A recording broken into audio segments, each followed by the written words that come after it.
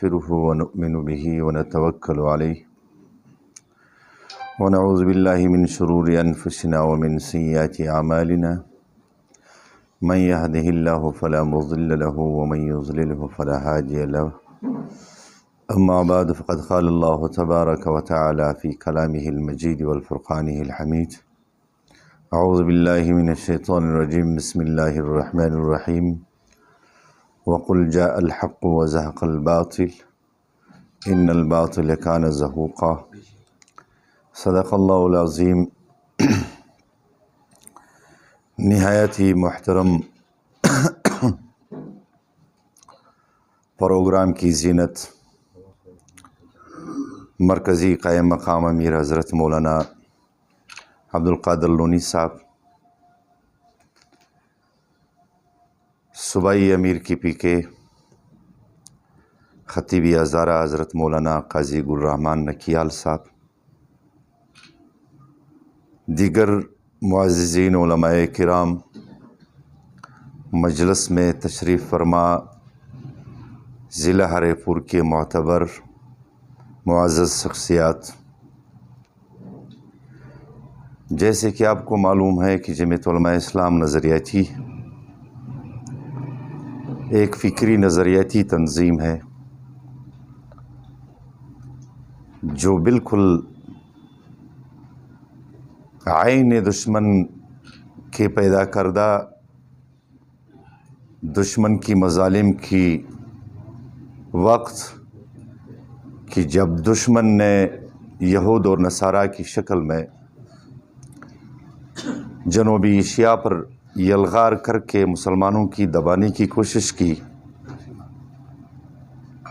پاکستان میں آپ کو معلوم ہوگا کہ اس وقت کی جو جماعتیں تھی وہ سارے امریکہ اور سپر پاور یہود و نصارہ کے سامنے سرنگون ہو گئے۔ سب نے اسلامی تعلیمات کو بدل بدل کر کے پیش کرنا شروع کر دیے اور سب نے قرآن و حدیث میں تحریف کرنا شروع کر دیے۔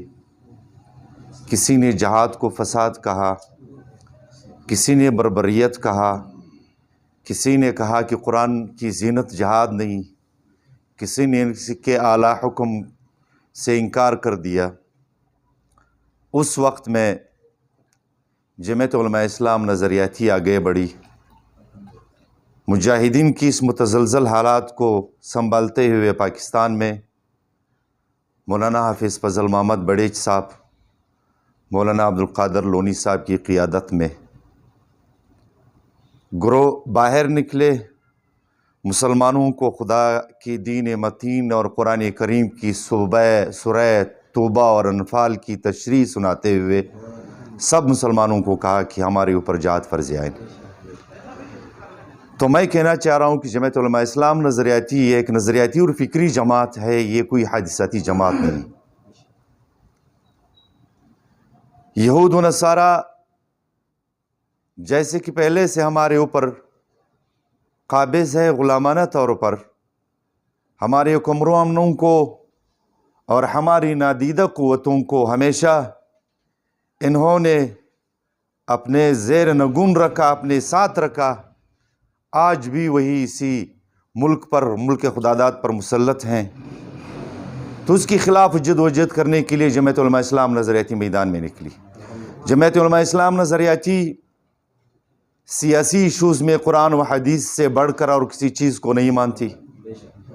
جمعیت علماء اسلام نظریاتی سیاسی ایشوز میں جیسے کہ معتبر شخصیات کی عزت اور احترام، جیسے کہ انبیاء کی 1,24,000 انبیاء کی سلسلہ رواں دوانے اس کی عزت اور احترام کے ساتھ ساتھ صحابہ اکرام اور اہل بیت کی معصومیت پر یقین رکھتی ہے، اور ان کے جو لوگ اصحاب رسول اور اہل بیت کی طرف برے آنکھوں کی طرف سے کی نظر سے دیکھتے ہیں، جمعیت علماء اسلام نظریاتی انہی لوگوں کے سب میں کھڑے جن کے آنکھیں نکالتے ہیں۔ لہٰذا جمعیت علماء اسلام نظریاتی ایک فکری اور نظریاتی جماعت ہے۔ اس جماعت کے ساتھ ہو لیجئے ان کے ساتھ ہو جائیے۔ میں یقین سے کہتا ہوں کہ جمعیت علماء اسلام نظریاتی مسلمانوں کی نمائندہ جماعت ہے، مجاہدین کی نمائندہ جماعت ہے، خدا پرستوں کی نمائندہ جماعت ہے، اہل بیت اور اہل رسول اور صحابہ اکرام کی نمائندہ جماعت ہے۔ ان کے ساتھ ہو لیجئے، ان کی پیغام کو آگے بڑھائے۔ آگے میں سب ضلع ہری پور کی تمام بزرگ شخصیات کی شکریہ ادا کرتا ہوں۔ امید رکھتا ہوں کہ جمعیت علماء اسلام نظریاتی کے قائدین اگر ہری پور تشریف لاتے ہوئے آئندہ کے لیے امید رکھتے ہیں کہ کسی روڈ یا کسی چوک پر بڑے پروگرام کی شکل میں ہو، تاکہ ہمارے پیغام عام مسلمانوں تک پہنچ جائے، ہمارے پیغام عام مسلمانوں کی گھروں تک پہنچ جائے۔ ہم پوری پاکستان میں گھومتے ہیں، ہم پورے پاکستان میں اپنی جماعت کو منظم کرتے ہیں۔ الحمدللہ پنجاب میں ہمارے جماعت منظم ہے، KPK میں الحمدللہ منظم ہے، سندھ میں منظم ہے، بلوچستان تو ہے وہ ہمارا اساس جہاں پہ ہماری بیج بویا ہے، وہاں سے ہم آئے ہیں۔ انشاءاللہ وہ وقت دور نہیں کہ جمعیت علماء اسلام نظریاتی دوسرے سب جماعتوں کو پیچھے چھوڑتے ہوئے اللہ رب العزت کی دین کی وحدانیت اور اللہ رب العزت کی دین متین کی خدمت اور پوری مسلمانوں کی عقیدہ اور تقلید کو اور عقیدہ اور اساس اور بنیاد پاکستان کو مد نظر رکھتے ہوئے پاکستان میں اسلامی نظام کا نفاذ کریں گے۔ اما بعد فاعوذ باللہ من الشیطان الرجیم، بسم اللہ الرحمن الرحیم۔ وَلَا تَرْكَنُوا إِلَى الَّذِينَ ظَلَمُوا فَتَمَسَّكُمُ النَّارُ۔ صدق اللہ العظیم۔ محترم صدر اجلاس حضرت مولانا اشفاق الرحمان صاحب قریشی، حضرت مولانا مفتی شفیع الدین صاحب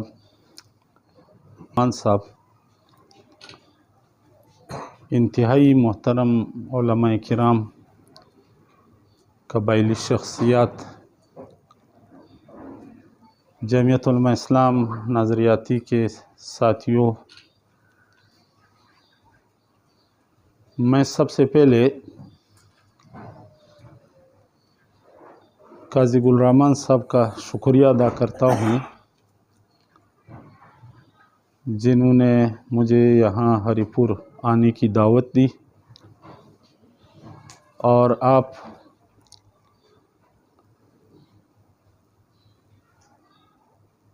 میرے عزیز دوستو،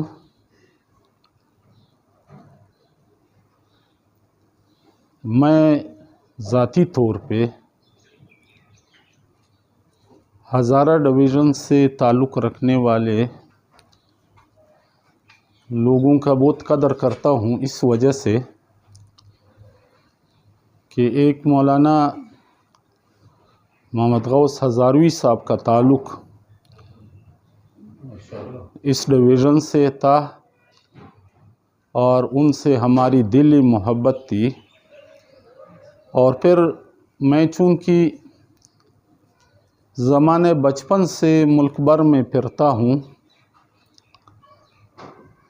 میں جہاں پر بھی جاتا ہوں تو ہزارہ ڈویژن سے تعلق رکھنے والے حضرات یا تو کسی مدرسے کا محتمم ہوتا ہے یا کسی مسجد کا خطیب ہوتا ہے، یعنی دینی خدمت میں وہ مصروف رہتا ہے۔ خاص کر کراچی اور کوئٹہ میں اور پنڈی اسلام آباد میں بہت زیادہ لوگ جو ہے وہ میں ہزارہ ڈویژن سے پاتا ہوں جب بھی جاتا ہوں، اور ہمارے کوئٹہ میں تو ایک بڑی آبادی جو ہے وہ ہزارہ ڈویژن کے لوگوں کی، خاص کر شہر کی وسط جو سٹی کوئٹہ ہے اس میں سب سے زیادہ تر آبادی جو ہے وہ ہزارہ ڈویژن سے تعلق رکھنے۔ اور پھر کبھی کبھی میں سوچتا ہوں کہ ہزارہ ڈویژن کے لوگوں کی محبت مجھے اس سے بھی اندازہ ہوتا ہے کہ شہدائے بالاکوٹ جو ہے وہ کیوں یہاں پر آئے، پاکستان، پورے پاکستان کو چھوڑ کر کے۔ تو میں اس نتیجے پہ ذاتی طور پہ پہنچتا ہوں کہ شاید یہاں کے لوگ باجرات ہو، غیرت مند ہو، دین سے محبت رکھنے والے ہو، اس وجہ سے وہ یہاں آ کر کے انہوں نے پناہ اور یہاں پر وہ شہید ہوئے، باقی پاکستان میں نہیں گئے، تو ان کی دین سے محبت اور جرات کی علامت ہوتی ہے۔ آپ کے سامنے جمعیت علماء اسلام نظریاتی کو کیوں بنایا گیا، ضرورت کیوں پیش آئی۔ جمعیت علماء اسلام یہ جمعیت علماء ہند کی ایک وارث جماعت ہیں، اور پاکستان بننے کے بعد جمعیت علماء اسلام کی بنیاد رکھی گئی۔ اور میں خود ذاتی طور پہ، چونکہ میں جمعیت طلباء میں میری پرورش ہوئی، جمعیت طلباء اسلام پاکستان، سید احمد رائے پوری صاحب نے اور مطلوب علی زیدی صاحب نے جب یہ بنیاد رکھی، اور میں ابتدائی طلباء میں غالباً دینی مدارس کے طلباء میں سب سے پہلے میں ان کے ساتھ رہا، اور میری تعلیم جو ہے مدرسے کے طور پہ میں پنجاب میں نے پڑھا ہے۔ مولانا حق نواز جنگوی صاحب اور مولانا ضیاء الرحمن فاروقی صاحب، میں فیصل آباد کا صدر تھا جمعیت طلباء کا، اور مولانا ضیاء الرحمن فاروقی صاحب جمعیت علماء کے امیر تھے۔ پھر میں جمعیت طلباء کا صوبائی نائب صدر رہا اور فیصل آباد ڈویژن کا صدر تھا، تو مولانا حق نواز جنگوی صاحب وہ جمعیت علماء اسلام کے نائب امیر، تو ہم ایک کابینے میں ہوتے تھے۔ تو پھر جب مولانا حق نواز جنگوی صاحب نے سپاہی صحابہ کا پہلا پروگرام کیا، دفاع صحابہ، تو اس پروگرام میں میں ان کے ساتھ شریک تھا جب سپاہی صحابہ کا بنیاد رکھا۔ اور پھر 2 مرتبہ مولانا حق نواز جنگوی صاحب اور ضیاء الرحمن فاروقی صاحب جیل میں گئے، تو ان کے خدمت میں کرتا تھا۔ تو غرض میرا یہ ہے کہ اکابر کے ساتھ ایک واسطہ رہا۔ جمعیت علماء اسلام وہ مجاہدین کی جماعت تھی۔ جب روس نے افغانستان پہ حملہ کیا تو اس میں ایک بہت بڑا کردار پاکستان کے سے وہ جمعیت علماء اسلام نے ادا کیا۔ میں خود بھی افغانستان میں تھا اس وقت، ہمارے جتنے ساتھی تھے، اکثر ساتھی جو بلوچستان سے تعلق رکھنے والے تھے، حافظ فضل محمد بڑیچ صاحب تھے، ہم افغانستان میں مجاہدین کے ساتھ لڑتے رہے اس وقت تک جب افغانستان آزاد ہوا اور روس نکل گیا۔ پھر جو وہاں پر جو مجاہدین میں اختلافات ہوئے اور مختلف گروپس بنے، تو ہم پھر پاکستان میں آئے اور افغانستان کو ان کے لیے چھوڑ دیا۔ ہم نے کہا ہم صرف اس بنیاد پہ آپ کے ساتھ شریک رہیں کہ روس جو ہے وہ ناجائز طور پہ انہوں نے افغانستان پہ قبضہ کیا، اب چونکہ آپ کا ملک آزاد ہو گیا ہے، اب ہم اپنے ملک میں جاتے ہیں اور وہاں پر دینی خدمات سر انجام۔ پھر جب 2001 میں امریکہ آیا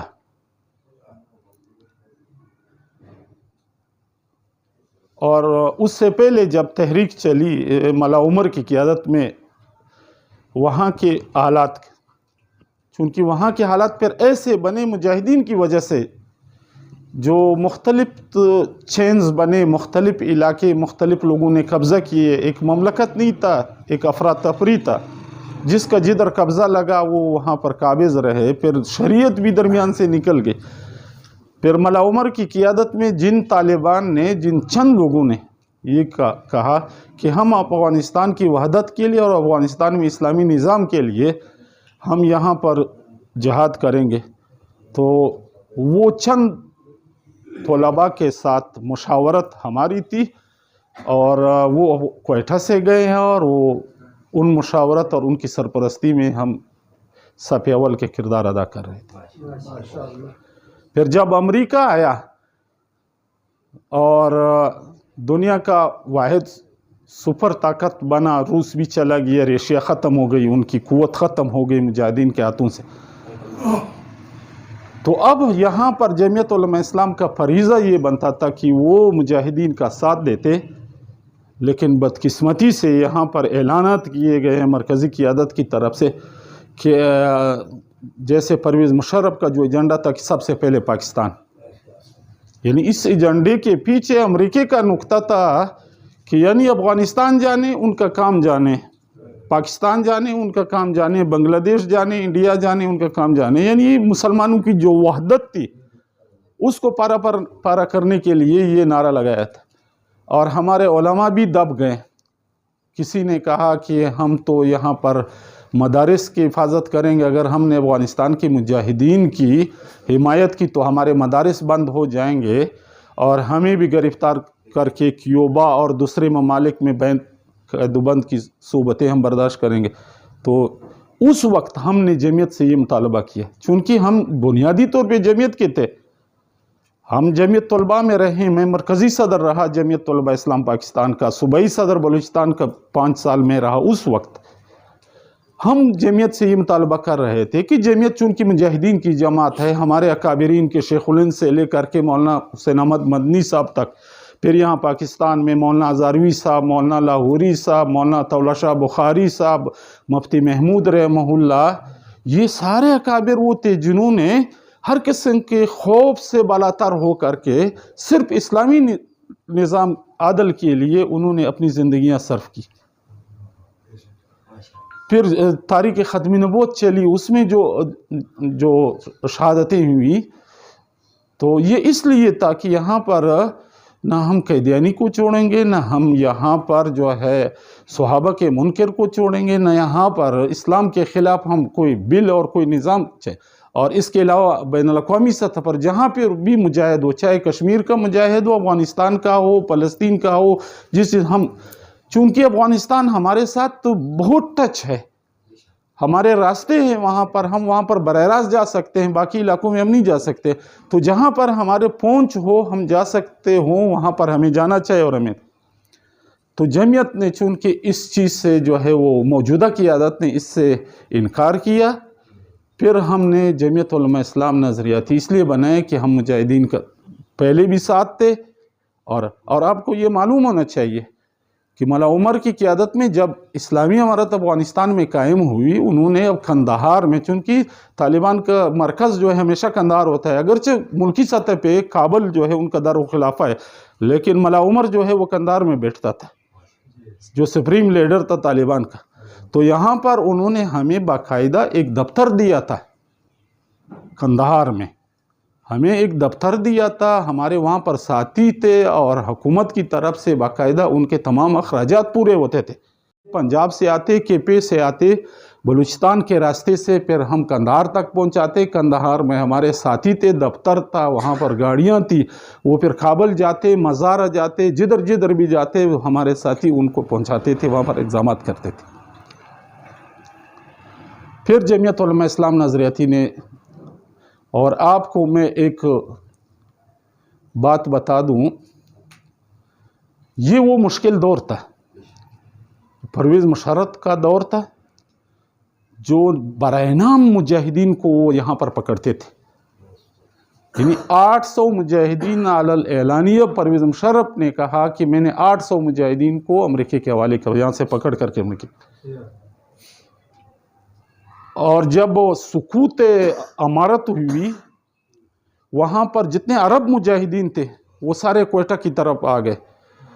और आप यकीन करें कि ऐसे लोग हमें मिले, हमने महीनों नहीं बल्कि सालों तक अपने घरों के ऐसे खानों में बंद छुपाए थे कि हुकूमत को पता न चला। हर महल्ले में जासूस फिरते थे कि, और ज़ख्मी लोग आए थे, हमने उनके इलाज करवाया, जो गिरफ्तार थे उनको हमने रिहा करवाया। और ऐसे मुअज़्ज़ज़ लोग थे कि वो कहते थे कि सिर्फ हमारे घर वालों को इत्ला दे दे, वो हमें पैसे भी भेजेंगे। सरमाएदार लोग थे अरब, वो हमें वीज़ा भी भेजेंगे, सब कुछ। हमने खुफिया तौर पे उनको मुख्तलिफ नामों से उनके लिए शनाख्ती कार्ड बना करके यहाँ से जो है अपने मुल्कों में भिजवा दिया। ये सैकड़ों की तादाद में नहीं बल्कि हज़ारों की तादाद। ये एक मुश्किल दौर था, इंसानी हमदर्दी और उम्मत। और मैं आपको एक बात बता दूं कि यहाँ पर हमारे मुल्क में इन मुजाहिदीन के साथ जितनी ज़्यादतियाँ हुई, हमने एक ग्रुप को यहाँ, उन्होंने हमें कहा कि भाई हमें कोयटा से जो है आपको कराची मुंतकिल कर दें, वहाँ पर हमारे रसाई हैं, फिर हम खुद अपने मुल्कों में जाएंगे। हमने खुफिया तौर पे उनको या कोयटा से कराची तक पहुँचाया मुख्तलिफ रास्तों से। کچھ وقت کے بعد یہاں پر چونکہ ہم دفاع افغانستان کی تحریک چلا رہے تھے مولانا سمیع الحق صاحب کی قیادت میں، تو ہم بھی گرفتار ہو کر کے ہم جیل گئے۔ حافظ فضل محمد صاحب تھے مرحوم، میں تھا، کچھ اور ساتھی ہمارے ساتھ تھے۔ تو جب ہم جیل میں گئے ہم نے ان ساتھیوں کو دیکھا جو عرب مجاہدین تھے جن کو ہم نے کراچی پہنچایا تھا۔ تو ہمیں وہاں پر وہ جس بارک میں رکھا ہوا تھا ہمیں کسی نے بتایا کہ یہاں پر مجاہدین ہیں، عرب مجاہدین ہیں۔ تو چونکہ ہمیں بھی زیادہ نہیں چھوڑتے تھے جیل میں، ہم پر بھی پابندی تھے۔ ایک دن ہمارے ان کے ساتھ ملاقات ہوئی۔ ملاقات جب ہوئی ہم نے ان کے ساتھ معلومات کی کہ آپ تو کراچی کو گئے اور یہاں پر جیل میں کیسا ہے؟ تو انہوں نے بتایا کہ ہم تو کراچی گئے، ہم اپنے گھر والوں سے ہم نے وہاں سے رابطہ کیا کہ چونکہ اسلامی امارت ختم ہو گئی، امارت نے ہمیں اجازت دی کہ جو جدھر بھی جا سکتے ہیں وہ جائیں، تو ہم گھر آنا چاہتے ہیں۔ تو کہتے ہیں ہمارے والدین نے کہا کہ ہم نے تو آپ کو یہ کہا کہ جو کفر کے خلاف لڑو، جہاد کرو، تو اگر آج امریکہ آیا ہے اسلامی امارت نہیں ہے تو امریکہ سے لڑو، کیوں آ رہے؟ ہمیں تو آپ کی شہادتیں چاہیے، ہم نے شہادت کے لیے بھیجا ہے۔ تو کہتے ہیں ہم نے پھر والدین کی بات مان کر کے ہم واپس آئے۔ جب کوئٹہ آئے تو حکومت کو پتہ چلا، ہمیں گرفتار کیا، ہمیں مارا۔ ایک بات جو سخت دل سوز بات ہے، انہوں نے کہا کہ ہمارے ساتھ تو جتنا برا سلوک ہو سکے پاکستان کی حکومت نے ہمارے ساتھ کیا ہے، اس پہ ہمیں کوئی پشیمانی نہیں، دین کے خاطر ہمیں جو بھی تکلیف ملتا ہے۔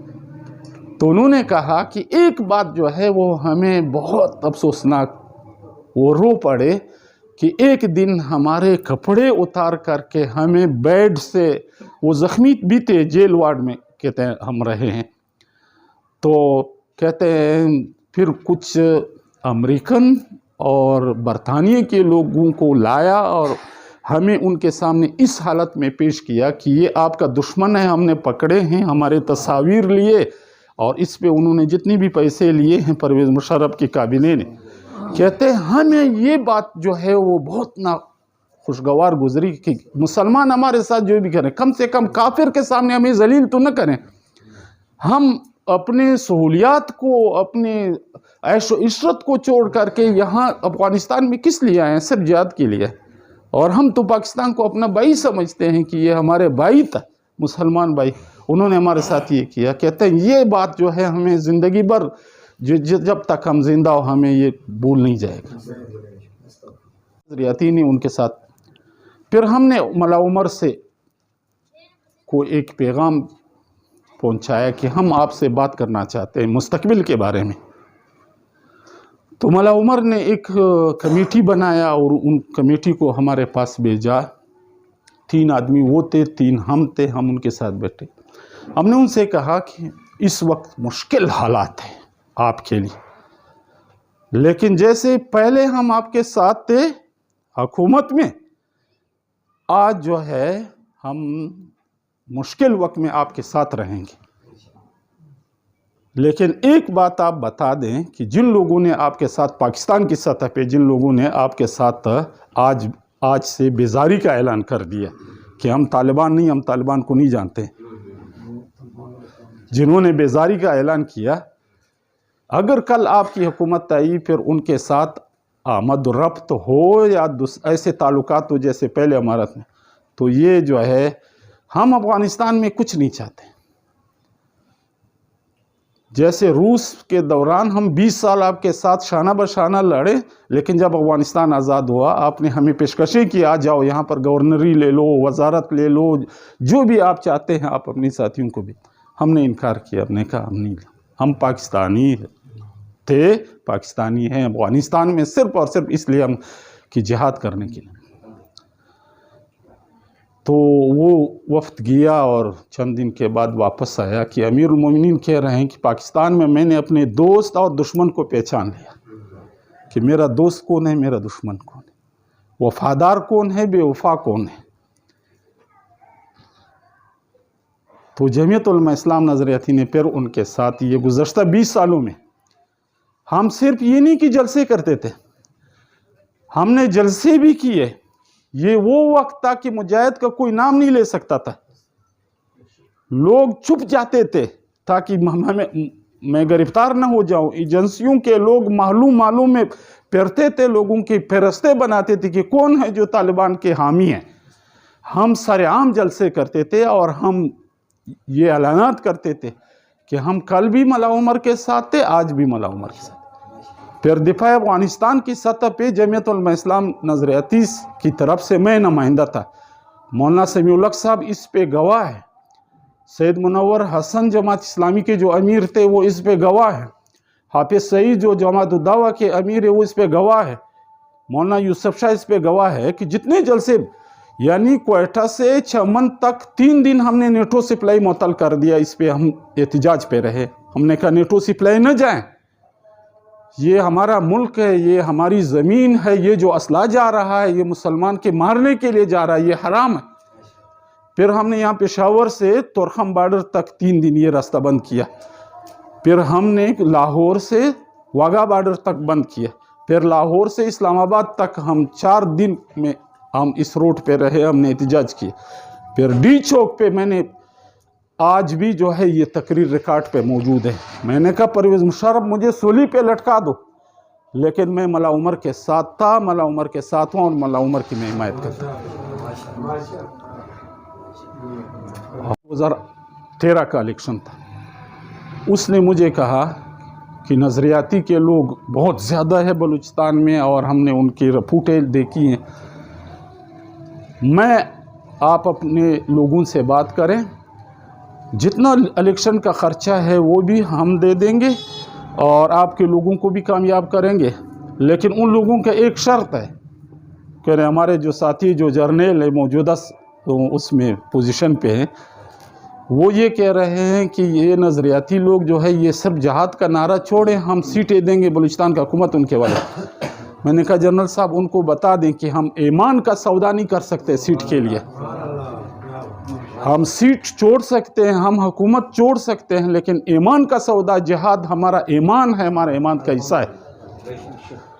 تو میں آپ سے یہ گزارش کرتا ہوں کہ ہم اردو کے لیے مولانا فضل الرحمان سے علیحدہ نہیں ہوئے. جمعیت علماء اسلام میں ہم نے 30-35 سال گزارے تھے. جب مشکل وقت آیا ہمارا نعرہ یہ تھا کہ وہ سجدے میں گر پڑے جب وقت قیام آیا. وہ سجدے میں گر پڑے جب وقت قیام آیا. نادان سجدے میں گر پڑے جب وقت قیام آیا.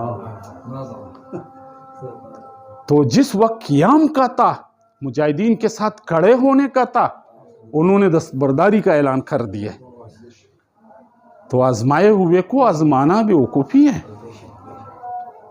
صرف کرسی جمعیت علماء اسلام کا مقصد نہیں ہوتا ہے، علماء کا مقصد نہیں ہوتا ہے. حق کے لیے آواز بلند کرنا. علماء ہند کی تاریخ آپ دیکھ لیں، حکومت میں نہیں ہے، وزارتوں میں نہیں آئے، لیکن جب تک اللہ نے ان کو جتنی زندگی دی تھی انہوں نے دین اسلام کے لیے سچا نعرہ لگایا تھا. تو میں ازہر کے لوگوں سے یہ توقع رکھتا ہوں کہ جس نعرے کو ہم نے آج بھی، خدا کی قسم آج میں جمعیت علماء اسلام میں میرے پاس بار بار میڈ مر کے آ رہے ہیں. مولانا سلیم اللہ خان صاحب مرحوم 3 مرتبہ ہمارے پاس آئے. اگر وہ میرے ساتھ وعدہ کرتے ہیں کہ ہم وزارت دیں گے، اس مفتی صاحب کے ساتھ وعدہ کرتے ہیں کہ ہم وزارت دیں. ہم سے چند لوگ گئے، وہ سب MNA اور MP بنے، سینیٹر بنے. یہ وزارتیں، یہ سیٹیں بلوچستان میں ہمارے پاؤں میں پھرتی ہے کہ اگر ہم صرف نظریاتی کو ختم کر دیں. لیکن ہم یہ چاہتے ہیں کہ ہم اسلام کی خدمت کریں، خدا کریں کوئی کونسلری تک نہ مل جائے. تو ہم آپ کے پاس یہ درد اور فکر لے کر کے ہم آپ کے پاس آئے ہیں. آپ یقین کریں پچھلے سال میں افغانستان گیا تھا، وزیر اعظم نے مجھے کہا، اپنے خصوصی کمرے میں بٹھایا جس میں وہ رہتا تھا، اس نے کہا کہ یہ الماری ہے، آج بھی میں آپ کے اور حافظ فضل محمد صاحب کی تقریریں سنتا ہوں. یہ کرسی پہ جب میں بیٹھا ہوں یہ آپ لوگوں کی وجہ سے بیٹھا ہوں. ہم وہاں پر چپ کے رہ رہے تھے جب آپ لوگوں نے نعرہ لگایا, ہمارا بھی حوصلہ بڑھا اور ہم بھی نکلے.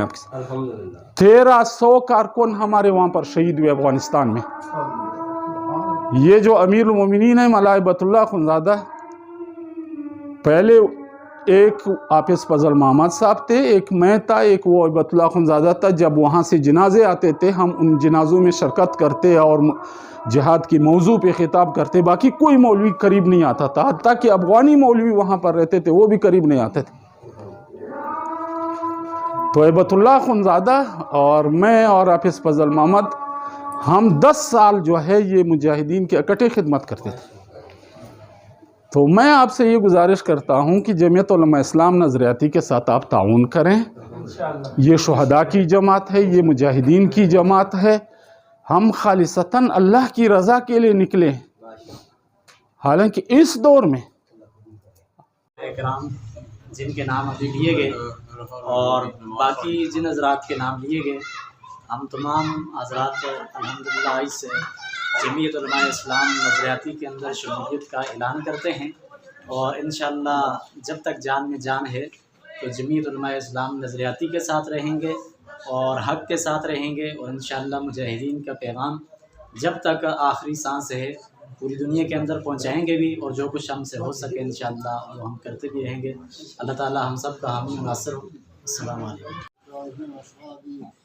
واتباع الى يوم الدين. اللهم يا مقلب القلوب ثبت قلوبنا على دينك.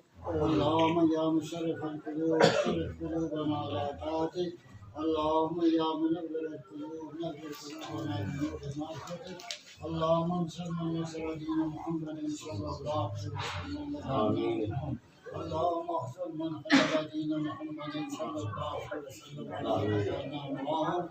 اللهم ارنا الحق حقا وارزقنا اتباعه. اللهم ارنا الباطل باطلا وارزقنا اجتنابه. الہ العالمین, جمعیت کے امیر جو دنیا سے رخصت ہو گئے, اللہ ان کی مغفرت فرما, اللہ ان کو جوار رحمت کے اندر چھپائے.